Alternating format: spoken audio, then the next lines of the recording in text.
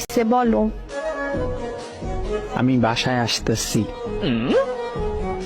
না থাক, আশা লাগবে না, এই ঠান্ডায় গোসল করতে পারবো না। কেন গোসল করতে হবে কেন? আরে গতবার এসে আমার জ্বর বানিয়ে দিয়ে গেছো। কেন গোসল করছো কেন? আর এমন জ্বর বানাও, তোর শাশুড়ি এমন মন্দ বলে এত জ্বর হয় কেন? আমি তো আর বলতে পারি না তার ছেলের জন্য সকাল সকাল গোসল করতে হয়। আরে আমি সেইটা বলি নাই, মানে এই জন্য আসবো না। তুমি সবসময় এটাই বলো, কিন্তু ঠিক আমার জ্বর হয়। আরে সত্যি বলতেছি।